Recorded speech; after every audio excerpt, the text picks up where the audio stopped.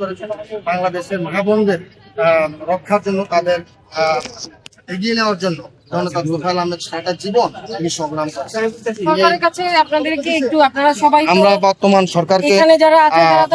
সরকারকে আহ্বান জানাবো যে মুক্তিযুদ্ধের সংগঠক হিসাবে জননেতা তোফায়েল আহমেদ যাতে যথাযথ মর্যাদা পায়, ভোলাবাসী বর্তমান সরকারের কাছে এটাই প্রত্যাশা করে, এটাই আমাদের প্রত্যাশা। এটা একটু আপনি আপনাদের মুখে বলেন না যে এই সরকার আসলে কি করতে পারে, মানে সরকারের কাছে চাওয়া আছে কিনা? একজন মুক্তিযোদ্ধা হিসাবে যতটুকু মর্যাদা পাওয়ার, সেটাই আমরা সরকারের কাছে প্রত্যাশা করবো যে বীর মুক্তিযোদ্ধা হিসাবে জননেতা তোফায়েল আহমেদ যাতে এই মর্যাদা পায়, ভোলাবাসীর এটাই দাবি। দেখুন, তোফায়েল আহমেদ মুক্তিযোদ্ধা হিসেবে, বাংলাদেশের বর্ষীয়ান নেতা হিসেবে, বীর মুক্তিযোদ্ধা হিসেবে, 69 গণঅভ্যুত্থানের নেতা হিসেবে ওনাকে যেন যথাযথভাবে সরকারি মর্যাদা অনুযায়ী ওনাকে দাফন করে, গার্ড অফ অনার দিয়ে মাঠে দাফন করা হয়, সে আশা আমরা মুক্তিযুদ্ধের অন্যতম সংগঠক, 69 গণঅভ্যুত্থানের মহানায়ক এবং স্বাধীনতা উত্তর বাংলাদেশ বিনির্মাণের একজন বড় নির্মাতা ছিলেন উনি।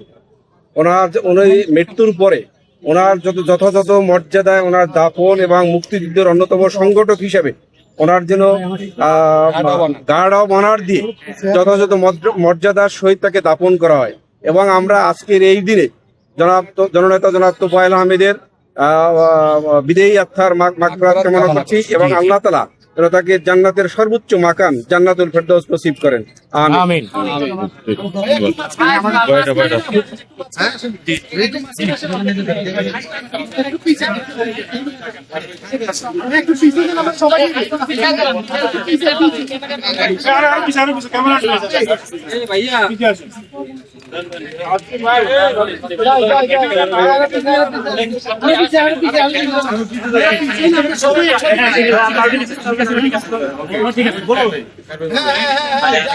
আপনার সবাই অবগত আছেন যে আমাদের প্রিয় নেতা আলহাজ জনাব তোফায়েল আহমেদ সাহেব আজকে বিকাল 3:30 সময় স্কয়ার হসপিটালে তিনি ইন্তেকাল করিয়াছেন। ইন্না লিল্লাহি ওয়া ইন্না ইলাইহি রাজিউন। জনাব তোফায়েল আহমেদ ছিলেন 69 গণ অভ্যুত্থানের মহানায়ক, 90 ছাত্র আন্দোলনের উনি নেতৃত্ব দিয়েছেন। মহান মুক্তিযুদ্ধের উনি একজন সংগঠক ছিলেন। বাংলাদেশের স্বাধীনতা সংগ্রামে তার ভূমিকা ছিল অতুলনীয়। তিনি জাতির জনক বঙ্গবন্ধু শেখ মুজিবুর রহমানের ঘনিষ্ঠ সহচর ছিলেন এবং তিনি বাংলাদেশের মানুষের সকল আন্দোলন সংগ্রামে তিনি নেতৃত্ব দিয়েছেন। তিনি ঢাকা বিশ্ববিদ্যালয়ের ভিপি ছিলেন এবং ঢাকা বিশ্ববিদ্যালয়ে তিনি ছাত্র রাজনীতির একজন আইকন হিসেবে আমাদের কাছে সকলের কাছে সুপরিচিত। এবং তোফায়েল আহমেদ 70-এর বন্যার সময়ও আমাদের ভোলায় অবহেলিত জনসাধারণের জন্য তিনি প্রাণপণ চেষ্টা করে মানুষের জন্য তিনি কাজ করে গেছেন। মানে ওই যে জিনিসটা বললেন যে রাষ্ট্রপতি কি যেন আপনাদের দাবি আছে, সেটাই বললেন। সেটা হচ্ছে আমাদের প্রিয় নেতা জনাব তোফায়েল আহমেদ সাহেব যেহেতু মুক্তিযুদ্ধের অন্যতম সংগঠক ছিলেন এবং তিনি যাতে রাষ্ট্রীয় সে মর্যাদাটা পান, মুক্তিযুদ্ধেরা যে সম্মানটা পান, উনি যাতে সেই সম্মানে ভূষিত হয়ে ওনার দাফন কাফন সেভাবে যাতে সম্পূর্ণ হয়, গার্ড অব অনার পায়, এটি আমাদের সরকারের প্রতি আমাদের এই প্রত্যাশা থাকবে। বর্তমান সরকারের কাছে ভোলাবাসীর পক্ষ থেকে আমাদের দাবি যে মুক্তিযুদ্ধের অন্যতম সংগঠক হিসাবে এবং আজীবন তিনি এই দেশের মানুষের ভোট ও বাতের জন্য সংগ্রাম করেছেন, তাই জনতা তোফায়েল আহমেদের মৃত্যু বার্ষিকীতে তাকে দাফন করার আগে তাকে গার্ড অব অনার যাতে দেওয়া হয় এবং তাকে যাতে রাষ্ট্রীয় মর্যাদায় তাকে সমাধি করা হয়, ভোলাবাসীর পক্ষ থেকে আমরা বর্তমান সরকারের কাছে এটাই দাবি জানাই। এবং তোফায়েল আহমেদের বিধি আত্মার প্রতি জননেত্রী শেখ হাসিনার পক্ষ থেকে আমরা শ্রদ্ধা জ্ঞাপন করছি। আমি আবুল কালাম আজাদ হাওলাদার, স্বেচ্ছাসেবক লীগ কেন্দ্রীয় নির্বাহী সংসদের তথ্য গবেষণা বিষয়ক সম্পাদক। আমার বাড়ি ভোলা, বোরহানউদ্দিনে। জননেতা তোফায়েল আহমেদ আমাদের আসনের 7 বারের এমপি ছিলেন, আমাদের নেতা। আমি advocate Mohammad Khairuddin Sikder, Bangladesh Supreme Court, এবং আমি স্বেচ্ছাসেবক লীগ ভোলা জেলার সহসভাপতি। ধন্যবাদ আপনাদের সবাইকে। এবং ছাত্র রাজনীতির একজন আইকন ছিলেন এবং উনি সারা বাংলাদেশের আমরা যারা রাজনীতি করি আমাদের কাছে উনি একজন শ্রদ্ধার পাত্র। কারণ রাজনৈতিক দিক থেকে এবং রাজনৈতিক বিবেচনার দিক থেকে ওনাকে দল মত নির্বিশেষে সবাই ওনাকে পছন্দ করতেন। বাংলাদেশের এ প্রান্ত থেকে ও প্রান্ত পর্যন্ত উনি বাংলাদেশের ডেভেলপমেন্টের বিষয়ে বলেন আর বাংলাদেশের রাজনীতির প্রেক্ষাপটই বলেন, ওনার সমান দখল ছিল সারা বাংলাদেশ জুড়ে। উনি যদিও ভোলা জেলার কৃতি সন্তান ছিলেন, কিন্তু সর্বোপরি সারা দেশেই উনি একজন সমাদৃত ব্যক্তি হিসেবে, উনি কখনই ভোলার তোফায়েল আহমেদ হিসেবে পরিচিত ছিলেন না, উনি ছিলেন বাংলাদেশের তোফায়েল আহমেদ হিসেবে সকল জনগণের কাছে সুপরিচিত ছিলেন। উনি 69 গণ অভ্যুত্থানের মহানায়ক ছিলেন এবং পরবর্তীতে সূত্রে নির্বাচনে উনি ভোলার থেকে সংসদ সদস্য হয়েছেন এবং উনি 90 সালের গণ অভ্যুত্থানেরও উনি নেতৃত্ব দিয়েছেন। উনি বাংলাদেশের সকল সংগ্রামের এবং আন্দোলনের নেতৃত্ব দিয়েছেন, যার কারণেই বাংলাদেশের সকল মানুষ তাকে শ্রদ্ধা করে, সম্মান করে। এবং আপনারা জানেন যে আমাদের এই প্রিয় নেতা তোফায়েল আহমেদের বিরুদ্ধে মামলা ছিল এবং কিছুদিন আগে তার বিরুদ্ধে গ্রেপ্তার পরোয়ানা জারি হয়েছিল, কিন্তু বাংলাদেশের মানুষ তাকে সম্মান করে কিন্তু তাকে গ্রেপ্তার করেননি। বাংলাদেশের অনেক বর্ষিয়ান নেতা করে এই 5ই আগস্টের পরে গ্রেপ্তার করেছে, কিন্তু আমাদের এই প্রিয় নেতা জনাব তোফায়েল আহমেদের প্রতি শ্রদ্ধা জানিয়ে, আইন শৃঙ্খলা বাহিনী তার প্রতি শ্রদ্ধা জানিয়ে তাকে কিন্তু জেল হাজতে নেননি। তিনি চিকিৎসাধীন মুমূর্ষ অবস্থায় হসপিটালে আসছেন, তারা দেখছেন, তারা পর্যবেক্ষণ করে যখন দেখছেন যে উনি খুবই মুমূর্ষ অবস্থায় হসপিটালে চিকিৎসাধীন আছেন, এই জন্য আইন শৃঙ্খলা বাহিনী তাকে গ্রেপ্তার করেননি। তার প্রতি সবাই সম্মান দেখিয়েছেন সর্বসময়, কারণ বাংলাদেশের স্বাধীন এবং স্বাধীনতা আন্দোলনের সকল প্রেক্ষাপটে তোফায়েল আহমেদের নাম জড়িত। জাতির জনক বঙ্গবন্ধু শেখ মুজিবুর রহমানের একজন ঘনিষ্ঠ সহচর ছিলেন, যার কারণে উনি বাংলাদেশের এই স্বাধীনতা আন্দোলনের যদি ব্যাখ্যা করা হয় সেখানে তোফায়েল আহমেদের নাম আসে, প্রতি পলকে পলকে তার নাম আসে, প্রতি পৃষ্ঠায় পৃষ্ঠায় তার অবদানের কথা উল্লেখ আছে।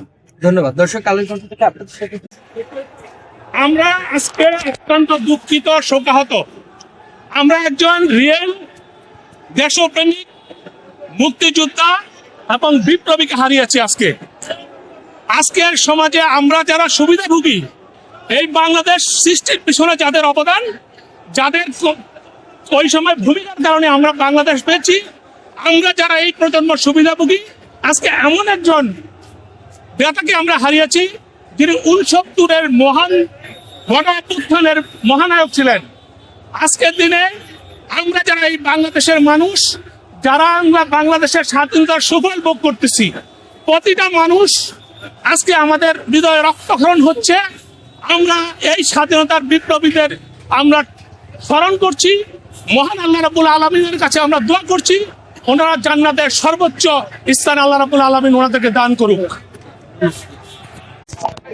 ওনার কোন কথা কি বলবো, কিভাবে বলবো, ভাষায় প্রকাশ করতে পারবো না। উনি অনেক ভালো মানুষ ছিলেন, ওনার জন্য সবাই দোয়া করবেন।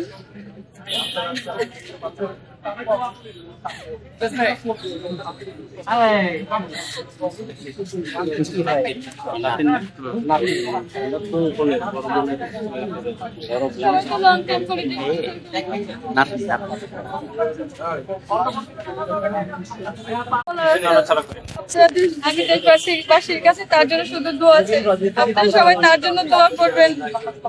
আর কিছুই চাই না তার জন্য, সে অনেক করে গেছেন মানুষের জন্য। আপনার সাথে শেষবার কখন দেখা হয়েছে? হসপিটাল দেখা হয়েছিল রমজানের সময়। কথা হয়েছিল? আমি কথা বলেছি, আমি দাদাভাই বলে ডাক দিয়েছি, উনি তাকিয়েছিলেন এই পর্যন্ত।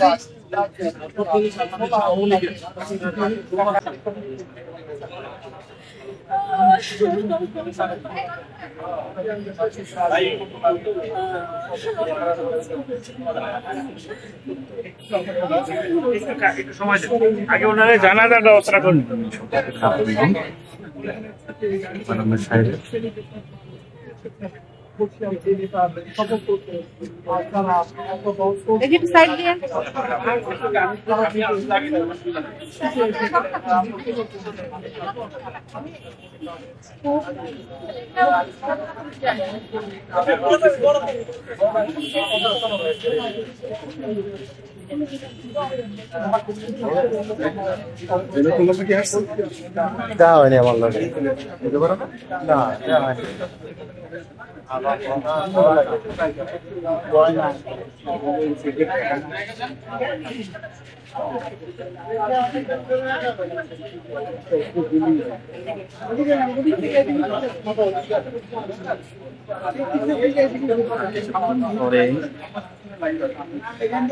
আমার সাহেবের জানাজা অনুষ্ঠিত হবে।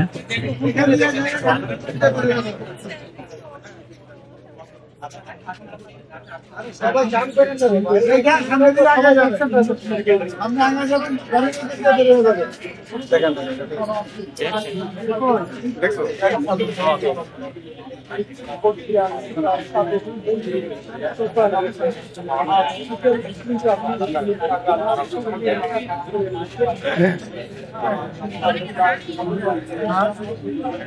ভালো লাগলে লাইক কমেন্ট করে আপনার মতামত দিন। সাথে থাকার জন্য সাবস্ক্রাইব করুন এবং বেল বাটনটিতে ক্লিক করুন।